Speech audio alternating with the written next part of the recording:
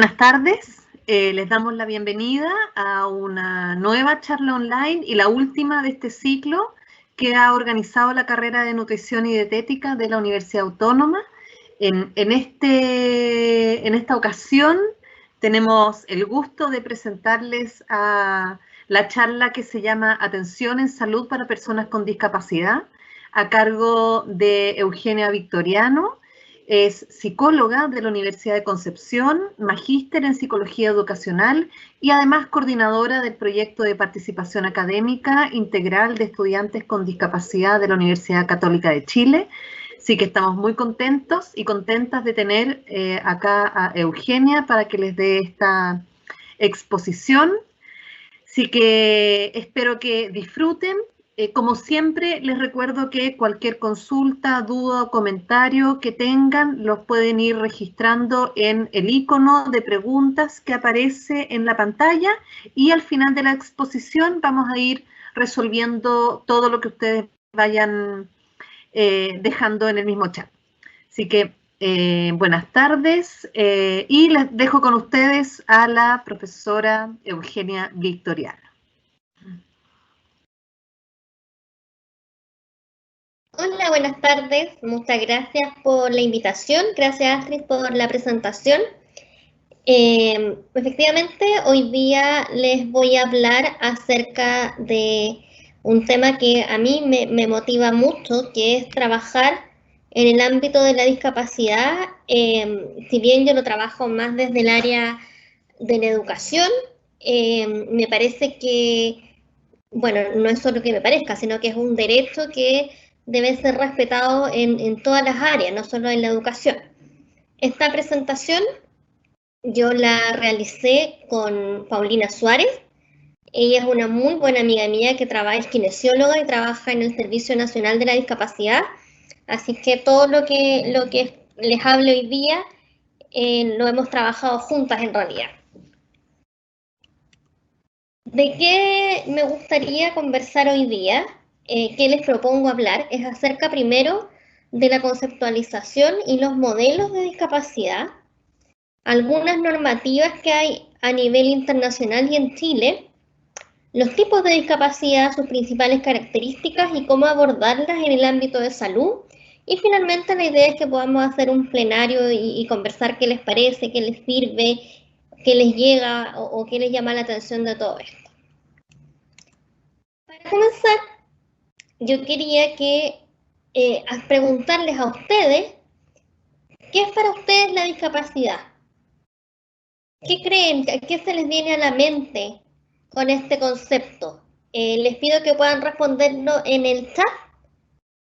Yo me imagino que tengo que parar la presentación para ver la respuesta, pero como hay un desfase, les voy a rellenar por mientras. hay varias... en el inconsciente colectivo, digamos, hay varias ideas sobre discapacidad y me gustaría que ustedes pudieran señalar qué creen ustedes que es esto, a qué se refiere este concepto, entendiendo que hay muchas ideas que no son completamente correctas ni tampoco incorrectas, pero que tiene que ver con la formación que tenemos a nivel nacional también en esta temática. Entonces, voy a ver si es que hay respuestas. Tómense unos minutos para darle vuelta. Acá no vamos a... La idea justamente es poder conversar a partir de estos conceptos y no criticarlos, por supuesto, ni nada. Así que ténganse entonces en plena libertad para hablar de esta idea.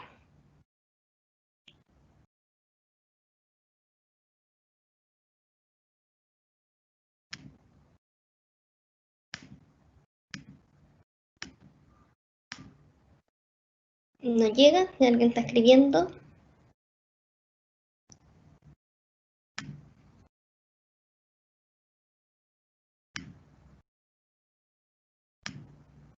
¿No? Bueno, tan tímidos. Empecemos entonces. Yo les voy a decir más o menos.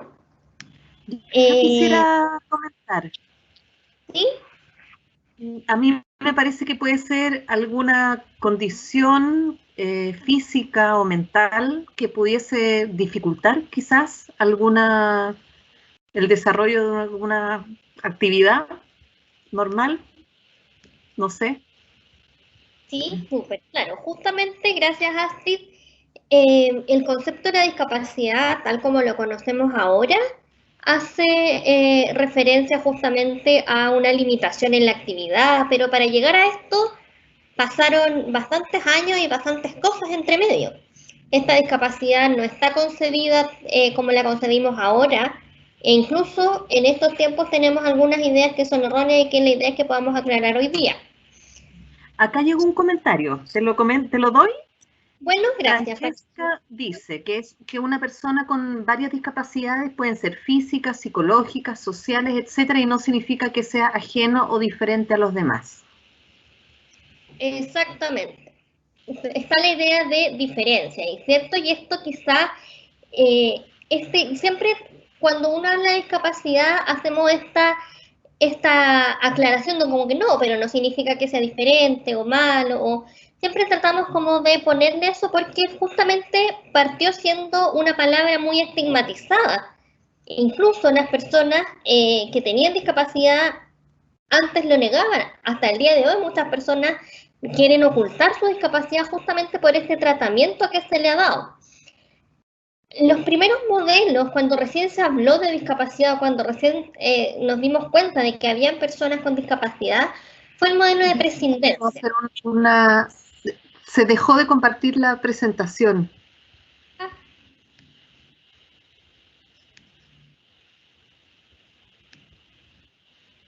No, eso no era.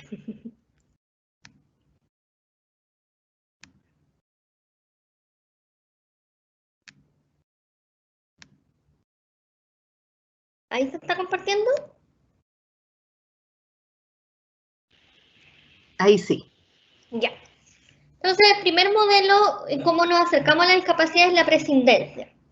¿A qué se refiere esto? A que los antiguos griegos, incluso antes de la Edad Media, se pensaba que las personas con discapacidad eran personas que no servían a la sociedad.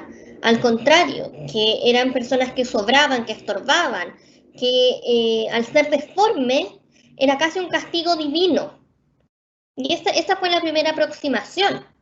Los encerraban o incluso en Grecia los tiraban desde un acantilado hacia abajo a los niños que nacían así. Luego, con el advenimiento de la religión, del cristianismo, pasamos a un modelo de caridad donde se señala, bueno, en realidad estas personas son distintas también, se sigue tratando como deformes, pero somos cristianos, entonces no podemos tirarlos por el acantilado y deshacernos de ellos, sino que tenemos que hacer algo y se iban a los hospicios, a los asilos, pero siempre era de un modelo donde había que regalarles, darles, no tratarlos como personas iguales, sino que como sujetos de caridad. Luego pasamos a un modelo que se evoluciona un poco, pero no tanto, que es asistencialista u objeto de estudio. En este modelo, las personas con discapacidad requieren ser atendidas, requieren recibir apoyos como si ellos no pudieran aportar nada. O son objeto de estudio para la ciencia. ¿Qué hacemos con esta persona? ¿Cómo impedimos que esto no pase de nuevo? Pensando siempre en la discapacidad como una característica negativa. Después de este modelo asistencialista o como objeto de estudio, se evoluciona un concepto de rehabilitación. Bueno, si en realidad a lo mejor no queremos hacer que esta característica no se repita, pero queremos igual que hacer que cambie, que hay que rehabilitar a esta persona, es decir, no está habilitada para participar en la sociedad. Y luego, en los años 60 más o menos, empieza un modelo social de la discapacidad donde se habla de que no es la persona la que tiene esta condición, sino que es la sociedad la que pone barreras a su participación. Pero este modelo social estaba olvidando un poco a que sí somos personas y sujetos que tenemos características biológicas. Por lo tanto, surge el modelo biopsicosocial que justamente es al que hacía más referencia ASRE. ¿A qué se refiere este modelo de discapacidad de la CIF? La CIF es la clasificación internacional del funcionamiento de la discapacidad que viene desde la Organización Mundial de la Salud. Esta clasificación reconoce que hay una condición de salud. Efectivamente, somos sujetos que tenemos características biológicas.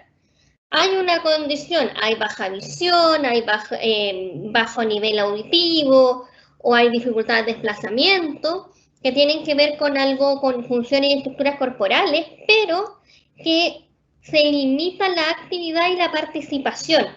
Es decir, esta persona tiene ciertas barreras que no son debidas a su condición, pero que la sociedad le pone y que limita su limitación, o sea, su actividad o su participación en equidad de condiciones con sus pares. Y estos factores pueden ser tanto contextuales ambientales, por ejemplo, una escalera para una persona con discapacidad motora, pero también podrían ser contextuales personales más relativos a la familia, por ejemplo, que la familia no tenga las condiciones económicas para poder solventar sus gastos en salud y por eso esa persona no puede participar. Entonces, volviendo un poco atrás, hemos pasado desde un modelo donde las personas con discapacidad no servían, estorbaban en la sociedad y era un castigo divino, a un modelo en el que reconocemos que si bien hay ciertas condiciones propias de la persona, se relacionan constantemente con el entorno. Por ejemplo, en este caso, si hubiera en una sala de clases, una persona sorda y no tiene un intérprete de lengua de señas, esa persona no se va a poder comunicar. Sin embargo, si hay un intérprete de lengua de señas, o si los compañeros y la profesora o el profesor manejan lengua de señas, esa persona no va a tener discapacidad alguna, porque se va a poder comunicar sin ninguna dificultad. Es decir, puede participar sin restricciones y puede realizar las mismas actividades que sus pares. Por eso es importante entender que no se trata solo de la persona, sino que de las limitaciones que se van poniendo en el entorno. Frente al concepto de discapacidad, han emanado distintas normativas, porque como se ha conceptualizado la discapacidad de distintos modelos, bueno, las políticas a nivel internacional y nacional han reaccionado también a esa conceptualización, a esta evolución en el concepto. Hoy día voy a hacer referencia a 4 normativas fundamentales. Primero, la Convención Internacional acerca de los derechos de las personas con discapacidad, a la cual Chile está adscrito, la Ley 20.422, la Ley de Accesibilidad Universal y la Ley Zamudio. Primero, la Convención Internacional de las Personas con Discapacidad se realizó el 2006, o sea, no hace tanto tiempo, hace alrededor de 14, 15 años. ¿Y para qué o cuál es el objetivo de esta convención? Es promover, proteger y asegurar el goce pleno y en condiciones de igualdad de todos los derechos humanos y libertades fundamentales por todas las personas con discapacidad y promover el respeto de su dignidad inherente. Entonces acá se hace referencia sin duda a los derechos humanos, que son los derechos correspondientes a todas las personas, pero además se enfatiza en que hay que proteger y asegurar esas condiciones de igualdad para promover el respeto de la dignidad inherente a las personas. Ya no son sujetos de caridad, no son sujetos de prescindencia, sino que son sujetos de derecho, de igualdad de derechos que sus pares, sin discapacidad. Y en cuanto específicamente a la salud, porque esta convención hace referencia a derechos en cuanto a educación, justicia, participación, cultura, pero hoy día nos convoca específicamente el tema de la salud, entendiendo que las personas con discapacidad muchas veces ven restringido el acceso a la salud porque los profesionales o los funcionarios de la salud no han sido capacitados en esto, no tienen los conocimientos o simplemente porque ni siquiera pueden acceder a los lugares de atención. Por lo tanto, para eso nos vamos a remitir primero a la Convención Internacional, aquella que regula a nivel mundial lo que pasa con las personas con discapacidad. Entonces, los estados que son parte de esta convención, tal como Chile, reconocen que las personas con discapacidad tienen derecho a gozar del nivel más alto posible de salud sin discriminación y van a adoptar las medidas pertinentes para asegurar el acceso. Y aquí los invito a reflexionar sin que necesariamente me respondan, pero denle una vuelta y piensen si les está escrito cuánto de esto cumplimos. Fíjense en las noticias respecto, por ejemplo, a personas sordas que llegan al hospital y no les entienden o no pueden entender las instrucciones. ¿Y acaso eso realmente es acceso o no? ¿Qué implica el tener acceso a la salud? Primero, programas de atención de salud gratuitos o a precio asequible, de la misma variedad y calidad que las personas sin discapacidad. Proporcionar servicios de salud lo más cerca posible. Prohibir la discriminación contra las personas con discapacidad en la prestación de seguros de salud y de vida. Fíjense aquí ustedes lo que pasa con el tema de las ISAPRES. Ahora recién algo se está abordando respecto a las enfermedades preexistentes. Yo les cuento que en lo personal yo soy una persona de baja estatura que tuvo artrosis por mi baja estatura y las ISAPRES no me aceptan. Así que soy una usuaria de FONASA. Para que vean que la preexistencia sí discrimina en algunos sistemas. Sin embargo, esto, las ISAPRES, bueno, no son parte de los servicios estatales necesariamente, pero algo pasa, hay un tipo de discriminación también. Además, se impedirá, la convención dice que los estados que se hacen parte deben impedir que se niegue de manera discriminatoria servicios de salud o atención de salud a las personas con discapacidad. Además, habla de la habilitación y rehabilitación, porque a pesar de que tenemos este concepto biopsicosocial, bueno, también es importante que las personas tengan derecho a mantener una máxima independencia en cuanto a una máxima independencia, capacidad física, mental, social, vocacional, de inclusión y participación en todos los aspectos de la vida, y para eso hay que tomar medidas de apoyo, porque hay personas que con rehabilitación pueden mejorar su independencia y sus capacidades. Por lo tanto, los estados partes deben asegurar estos programas. ¿Qué implica esto? Que la rehabilitación y habilitación comienza en la etapa más temprana posible y se basa en una evaluación multidisciplinar de la necesidad y capacidades de las personas. Es decir, apenas se detecte que una persona podría tener limitaciones en su actividad y participación por temas de condiciones de salud, el Estado debería proveer un programa que pueda brindarle la rehabilitación necesaria. En parte en Chile esto se aborda desde el programa Chile Crece Contigo. Deberá también apoyar la participación e inclusión en la comunidad, desarrollar la formación inicial y continua para los y el personal. Y acá también de nuevo los invito a reflexionar. Efectivamente es el Estado el que se asegura del desarrollo de profesionales, o sea, el desarrollo profesional de los trabajadores de la salud. La disponibilidad, conocimiento y uso de tecnología y apoyo y dispositivos destinados a las personas con discapacidad, a efectos de habilitación y rehabilitación. Nuevamente, acá los llamo a reflexionar y a pensar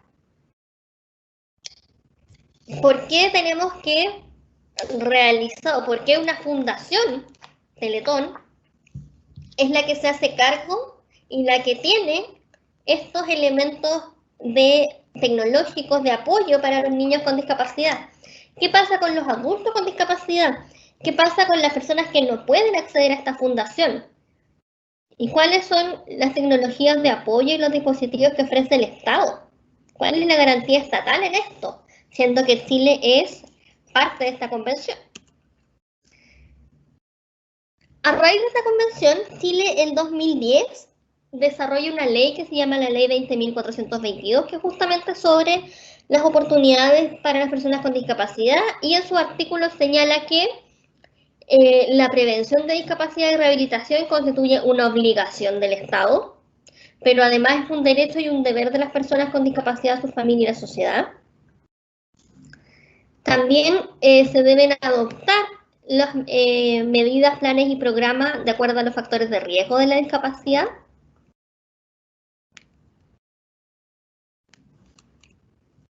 Se debe rehabilitar a las personas para que puedan alcanzar su mayor grado de participación, tal como señala la Convención, y que esto debe ser a lo largo de todo el ciclo vital mientras sea necesario acceder a apoyos, terapias profesionales que lo hagan posible.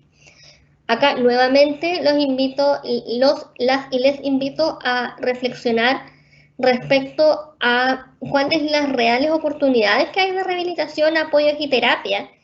Y piensen justamente, como dijo su compañera o una de las asistentes, que la discapacidad no es solo motora.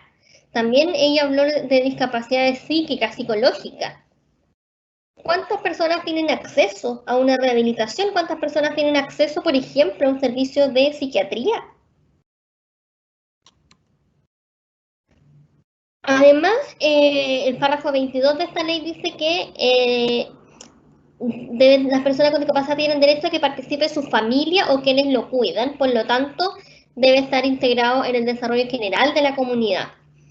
Hay una agrupación que se llama Yo Cuido, que se trata justamente de familiares de personas con discapacidad o enfermedades muy graves, y ellos luchan por tener derechos para asegurar el sustento mientras están cuidando a las personas.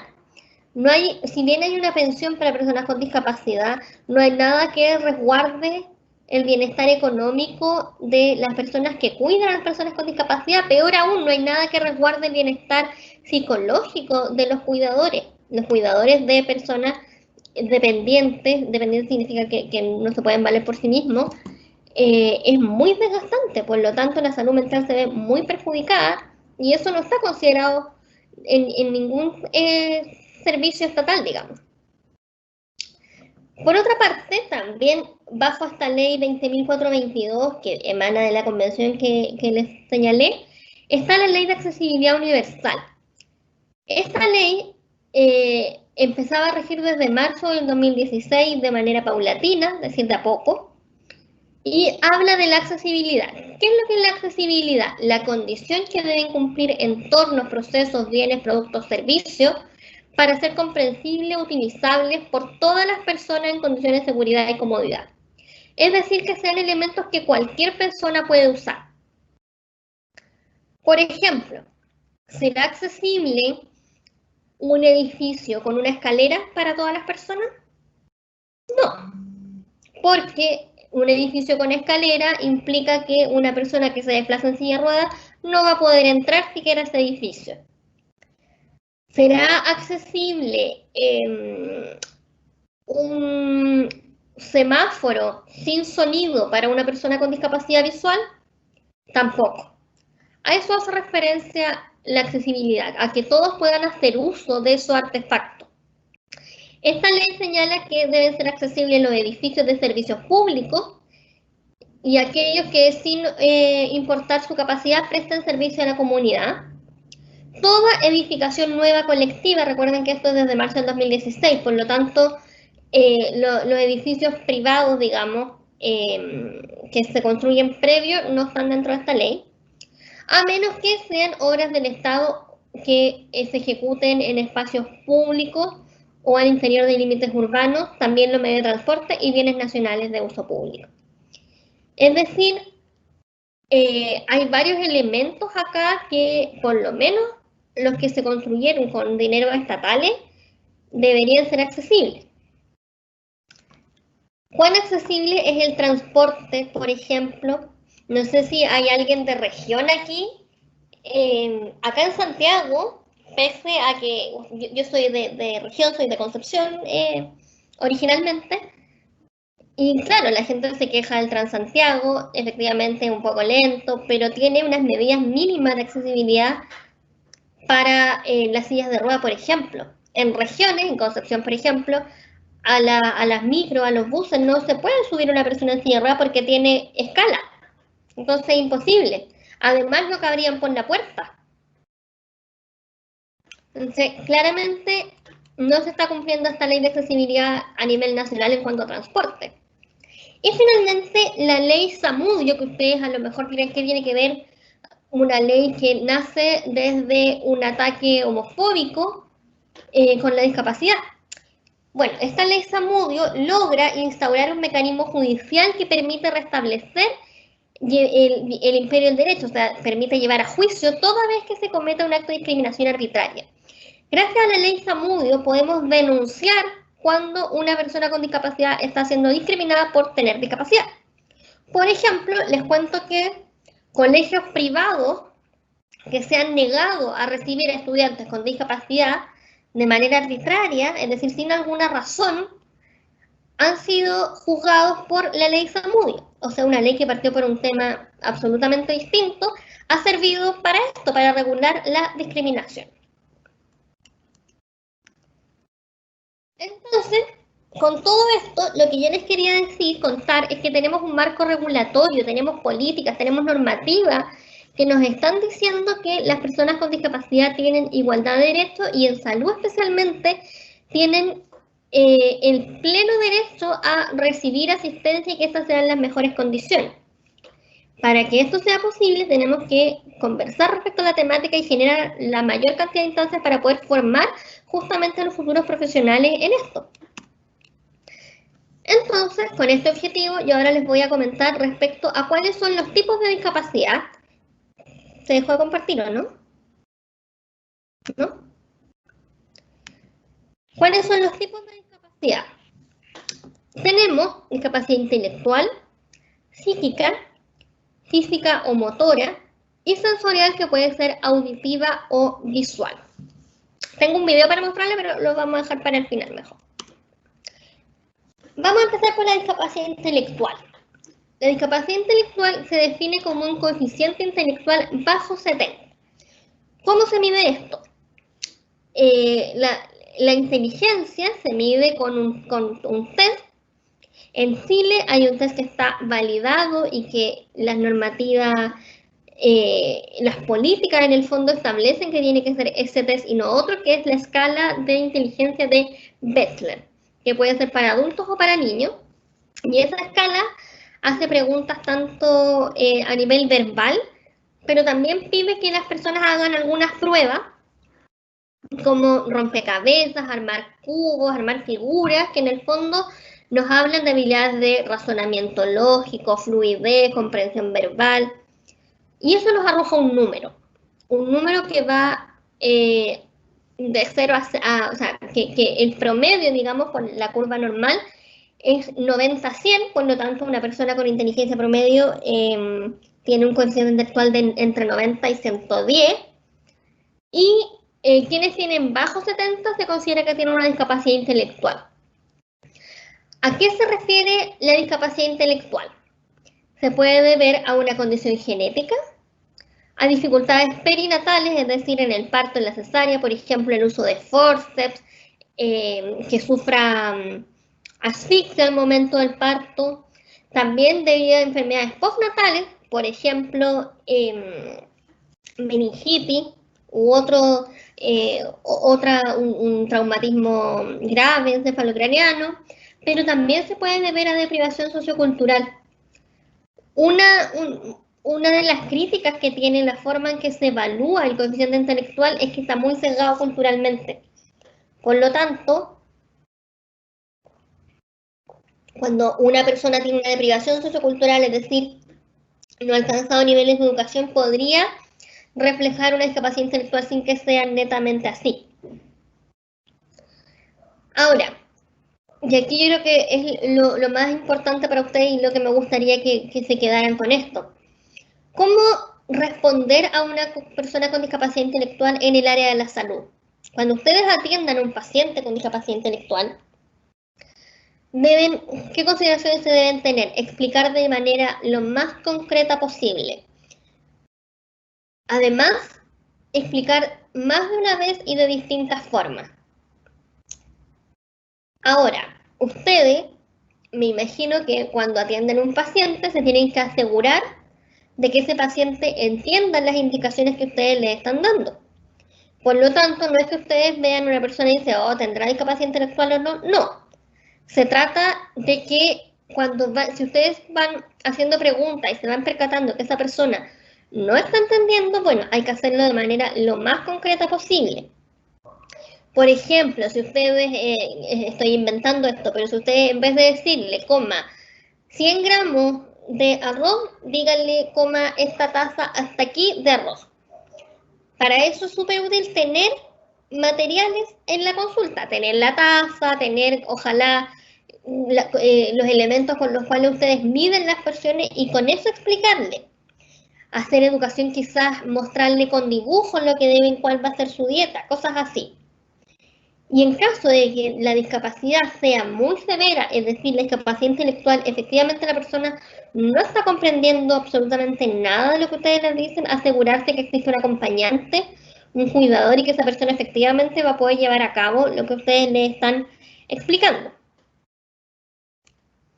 Eso en cuanto a discapacidad intelectual. La discapacidad psíquica se define como el trastorno de comportamiento adaptativo que es previsiblemente permanente. Es decir, personas que no logran adecuarse o comportarse de acuerdo a las normas sociales, no tienen juicio de la realidad, es decir, no saben si lo que está pasando realmente o está pasando en su imaginación, digamos. No distinguen qué es lo que pasa en su mente con lo que está pasando efectivamente en la realidad. Esta discapacidad puede ser provocada por trastornos mentales como la depresión mayor, la esquizofrenia, trastornos bipolares, incluso trastornos de pánico. Pero incluso se podría generar una discapacidad psíquica transitoria porque se consume alguna sustancia o porque lleva muchas horas sin dormir, muchos días sin dormir la persona. Entonces ahí hay que distinguir un poco si es algo permanente o algo transitorio.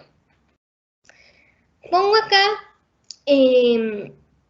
como asterisco los trastornos del espectro autista.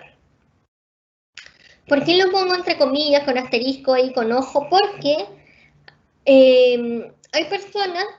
hay un grupo de personas con trastorno del espectro autista que señala que esto no es una discapacidad. Simplemente ellos tienen un cerebro neurodiverso. Así como tenemos una diversidad de, por ejemplo, de pelo, estatura, color de piel, también tenemos cerebros distintos y formas de procesar la información distinta, y para ellos eso es el trastorno del espectro autista. Si podemos categorizar este trastorno dentro de algunos de los tipos de discapacidad, calza más quizás en el ámbito de la discapacidad psíquica, pero no necesariamente es así. Ahora, ¿cuáles son las consideraciones del trastorno del espectro autista? De la discapacidad psíquica. Solo cuando hay una descompensación hay que asegurarse que hay un acompañante. En caso de que una persona con una discapacidad psíquica, por ejemplo, con esquizofrenia, está compensada, porque estos trastornos son compensables con medicamentos, la persona va a entender perfectamente las instrucciones y se puede hacer cargo de su tratamiento. En caso de que no sea así, es importante que haya un acompañante. En el caso de personas con trastorno del espectro autista, hay que evitar acciones sin anticiparlas. Las personas con trastorno del espectro autista son personas que necesitan la anticipación, que necesitan saber lo que va a pasar, necesitan un control de la situación, porque son personas que tienen poca flexibilidad cognitiva, es decir, que les cuesta cuando les cambian la rutina, que les cuesta cuando las cosas se salen de lo que ellos tienen presupuestado o lo que están acostumbrados. Por esto siempre es importante anticipar las cosas. Por ejemplo, decirles, ahora en un momento más, te voy a pedir que te saques la polera y te voy a medir el contorno de tu cintura y para eso voy a hacer esto, esto y esto otro. No llegar y decirles otra polera y toman al tiro medir la circunferencia. Siempre hay que anticipar. Lo otro también importante es tener cuidado en el caso del trastorno del espectro autista con los ruidos demasiado intensos. Las personas con estas características son muy sensibles, son hipersensibles a los ruidos muy altos, por lo tanto, y también con las luces muy intensas. Entonces, en este caso, atender esa necesidad y quizás bajar un poco la luz si se puede, apagarla, tratar de pedir que no hayan ruidos demasiado intensos en ese momento, ese tipo de cosas. En el caso de personas de trastorno del espectro autista con mayor funcionamiento, más funcionales y que son más autónomas, es súper importante emplear el lenguaje concreto. ¿Por qué? Porque las personas con trastorno del espectro autista no entienden el lenguaje figurado. Esto, por ejemplo, de me creo la muerte, ellos lo van a entender efectivamente con que yo creo que soy la muerte. La muerte como figura de mortalidad, de que mato, etc. No entienden que el yo me creo la muerte es el yo tengo un ego muy alto. Ese tipo de cosas, entonces, hay que hacer súper claro el lenguaje concreto, preciso. No usar eufemismo, no usar lenguaje figurado nunca con alguien del trastorno del espectro autista.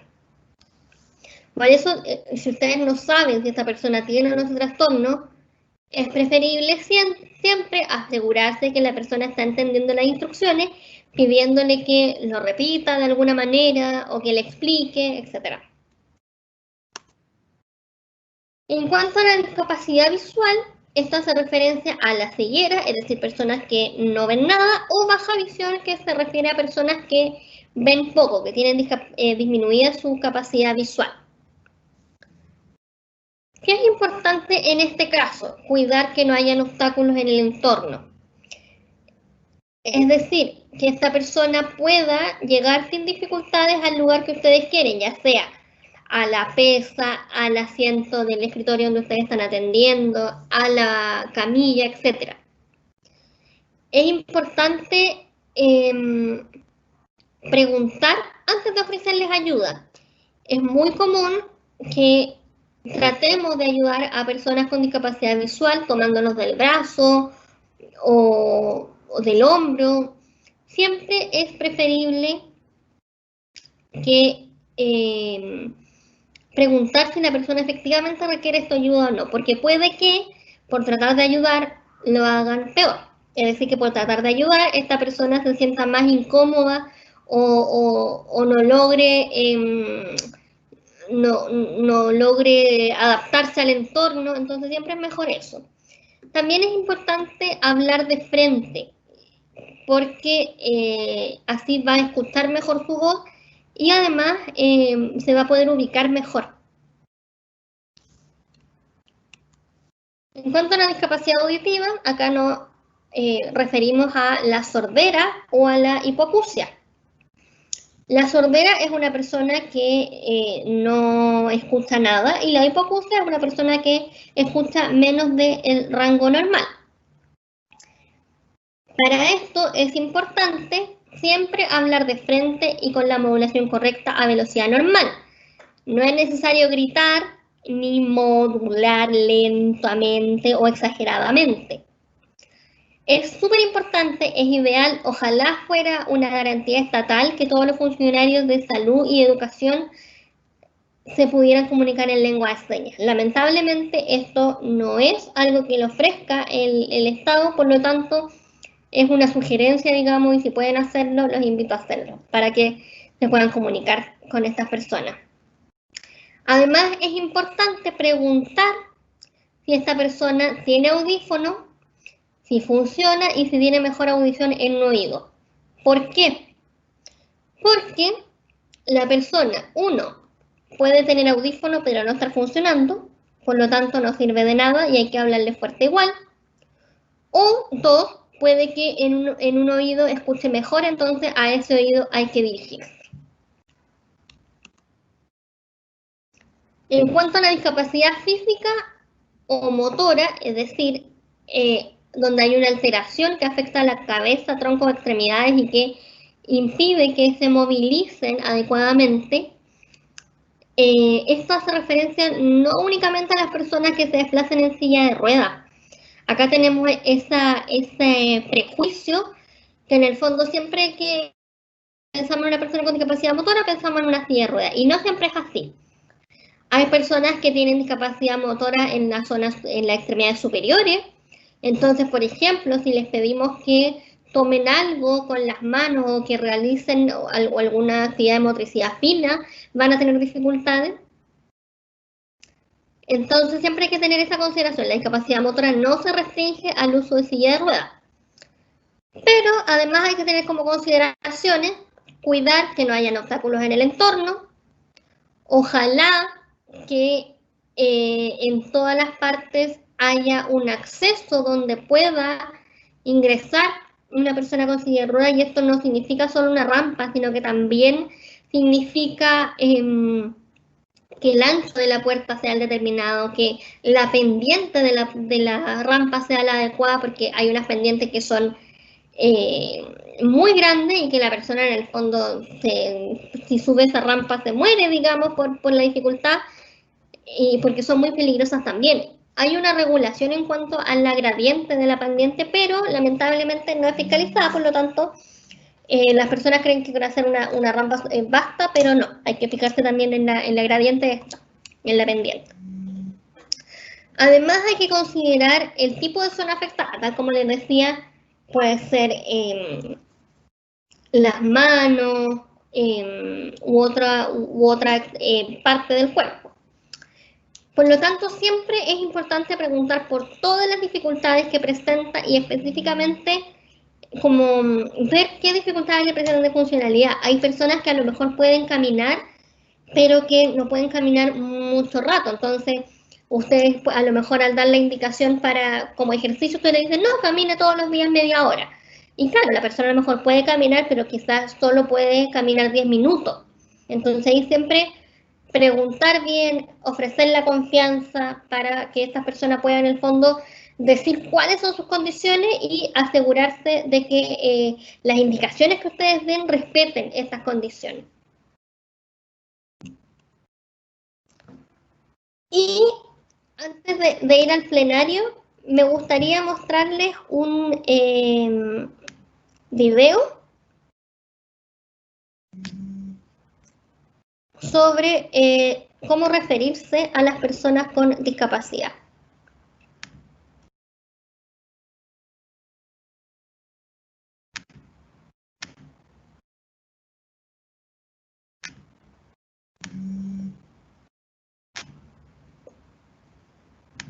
Sabemos y defendemos que las personas con discapacidad deben tener los mismos derechos y oportunidades que cualquiera, pero lo que no sabemos muchas veces es...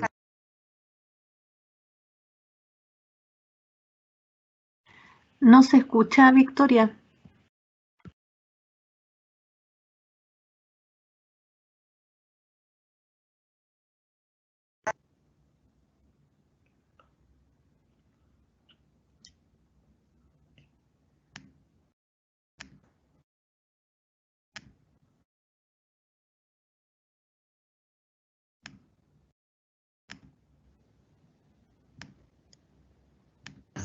Todos sabemos y defendemos que las personas con discapacidad deben tener los mismos derechos y oportunidades que cualquiera, pero lo que no sabemos muchas veces es algo tan básico y simple como hablarles.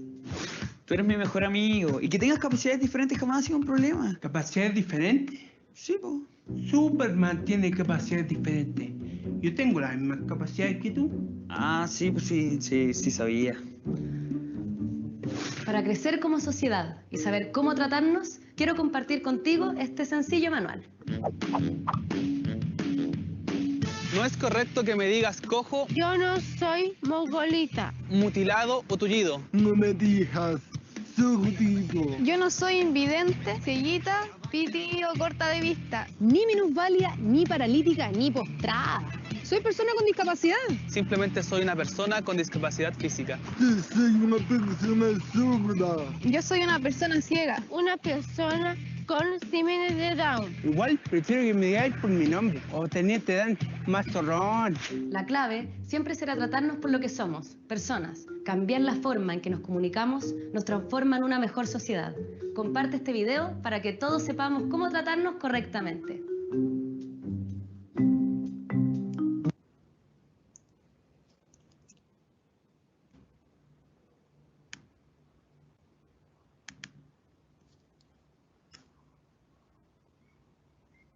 Eso entonces, ¿pudieron ver el video? Muy bonito. ¿Y ahora ven la presentación? No. Sí, se ve. Ah, ya. Entonces, a modo de cierre, y antes de que pasemos a las preguntas, bueno, me gustaría que se quedaran con algo tan básico como el lenguaje que sale en este video. Por favor, jamás, nunca más en la vida decir capacidades diferentes, sino que discapacidad o persona con discapacidad o en situación de discapacidad. No tiene nada de malo la discapacidad, por lo tanto que digamos discapacidad solo nos empodera. Por lo tanto, primero el lenguaje, con el lenguaje ya vamos construyendo realidad, y por otra parte tratar de disminuir las barreras. La discapacidad no está fija ni dicotomizada, es fluida, es continua, depende de las limitaciones de la persona, pero también de los apoyos y las barreras en el ambiente. Hace algunos años atrás una persona con discapacidad motora ni siquiera podía ir al colegio, y ahora eso ya es muy escaso, es muy raro que pase. Por lo tanto, la forma de reducir estas limitaciones es intervenir, proveer servicios y apoyos que se centren en poder disminuir esta discapacidad desde las barreras que provee el entorno. Sí, desde las profesiones de cada uno de nosotros, desde nuestras propias vivencias, de este pequeño granito de arena que podemos poner cada uno, podemos reducir en algo las barreras. Bueno, estamos haciendo un gran aporte a la sociedad. Muchas gracias entonces, y ahora si tienen preguntas, comentarios. Sí, tenemos acá algunas preguntas. Acá preguntan, ¿a qué cree que se debe que la sociedad chilena siga viendo la discapacidad bajo una mirada de caridad? Ay, aquí hay varias cosas. Yo creo que las normativas en Chile son bastante incongruentes. Por una parte nos hablan de un modelo más social, del modelo de la CID, que habla de barreras, pero muchas veces desde la normativa se habla de la discapacidad como una enfermedad, como algo que está en la persona. Por ejemplo, los diagnósticos que se hacen, actualmente ahora está trabajando Senadis en este diagnóstico que sea más funcional, pero sigue siendo un médico que dé la primera idea sobre si esta persona tiene o no tiene discapacidad, siendo que podría ser algo más funcional. Por otra parte, la Teletón ha hecho bastante daño respecto a cómo miramos a las personas con discapacidad. Si bien ha cambiado un poco su forma comunicacional y el mensaje que quiere transmitir, por muchos años nos mostraron a los niños con discapacidad como los niños que se arrastraban para ir al colegio, que necesitan nuestra ayuda, que necesitan nuestra caridad, nuestra plata. Y lo que las personas con discapacidad necesitan son derechos, son equidad de oportunidades. ¿Y a qué nos referimos con equidad? A que tenemos que proveer los apoyos suficientes para que esta persona pueda tener las mismas oportunidades del resto. Entonces, creo que sin duda que hemos avanzado. No tenemos una mirada tanto de caridad como años anteriores. Se está tratando de modificar, pero sin duda que sigue habiendo, sigue existiendo esta perspectiva. Pero tiene que ver, como les decía, básicamente con las políticas. Ahora, si ustedes se dan cuenta, esto no se restringe únicamente a las personas con discapacidad. La pobreza también se mira con una óptica de caridad, siendo que no tienen que ser las fundaciones o los hogares o los que se hagan cargo de la pobreza, sino que debe ser el país, las políticas públicas, las que generen mayores oportunidades y no simplemente bonos. Perfecto. Acá tenemos más preguntas. Dicen, ¿cuáles de las buenas prácticas de otros países se podrían aplicar en Chile? Bueno, hay otros países muchísimo más avanzados que Chile en distintas temáticas, en educación, en salud, en infraestructura. Primero, el sistema de transporte. El sistema de transporte en otros países, por ejemplo, en Barcelona, todos los buses, todo el sistema de metro es apto para las personas con discapacidad.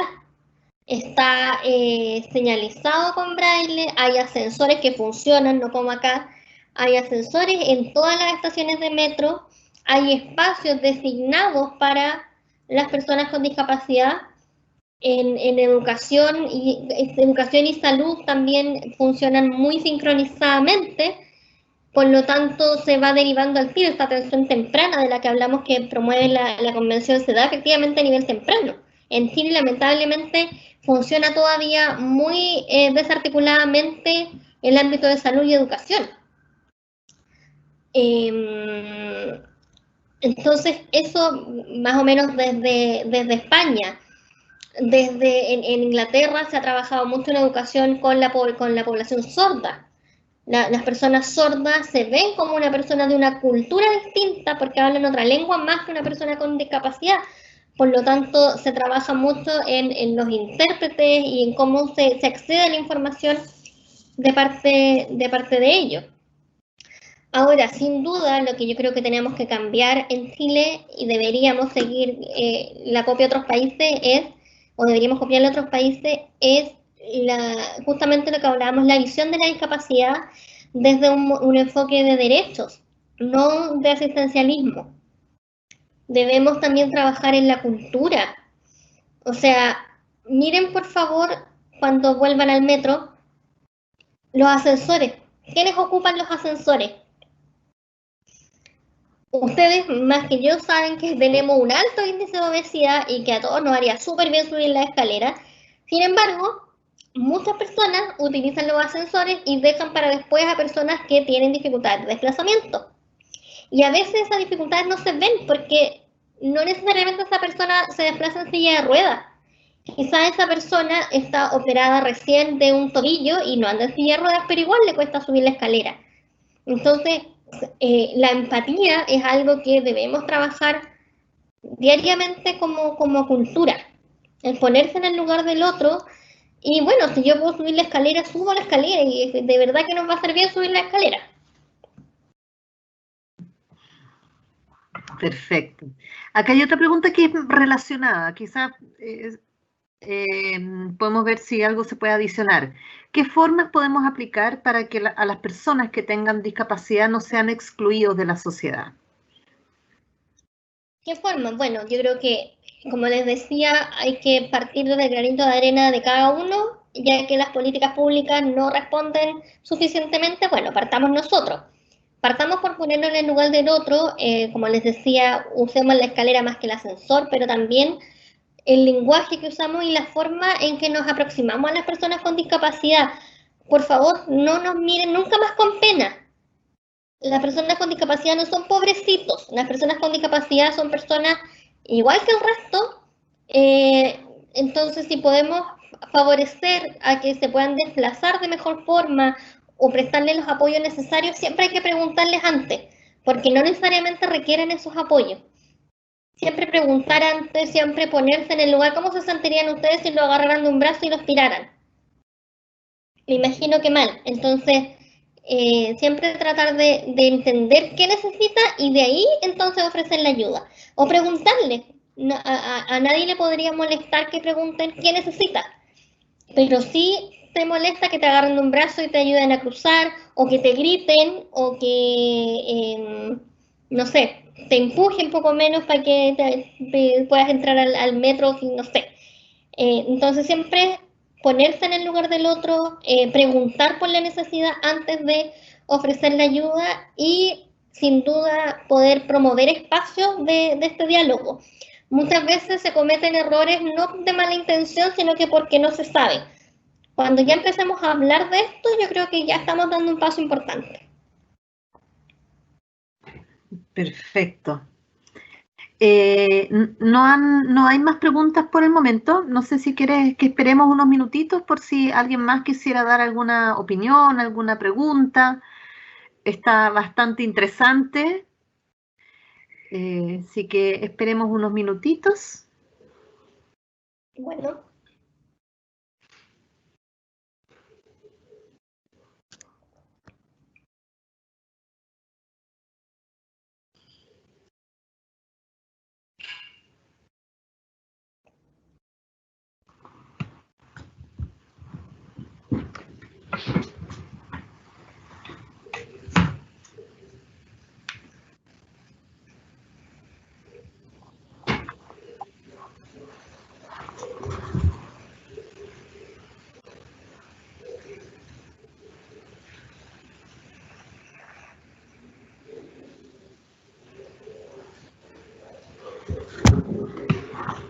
Ya, pareciera que no hay más preguntas, que quedó todo claro.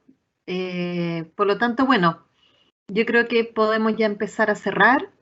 Ha sido una tremenda exposición. Muchas gracias, Eugenia, perdón. Ha sido necesario también una visión que nos saca un poco de lo técnico que generalmente tenemos como nutricionistas y empezar a abrir la mente hacia otros espacios y otras situaciones también. Tenemos un tremendo desafío acá. Así que bueno, muchas gracias por la charla. Estamos agradecidos por todo lo que has expuesto, así que muy agradecidos como carrera por tu participación. Muchas gracias a ustedes por la invitación. La verdad es que a mí donde me permitan hablar de esto y podamos ir generando espacios de diálogo y concientización respecto a esta temática, yo feliz de participar e invitarlos también a seguir discutiendo estos temas. Muchas gracias. Y bueno, con esto damos también por finalizado este ciclo de charlas online que hemos organizado como carrera. Hemos tenido muchas charlas de distintos temas. Espero que hayan contribuido a cada uno de los asistentes, que hayan sido útiles y esperemos ya el próximo año volver a reanudar un nuevo ciclo. Así que muchas gracias a todos. Nos vemos en una próxima oportunidad.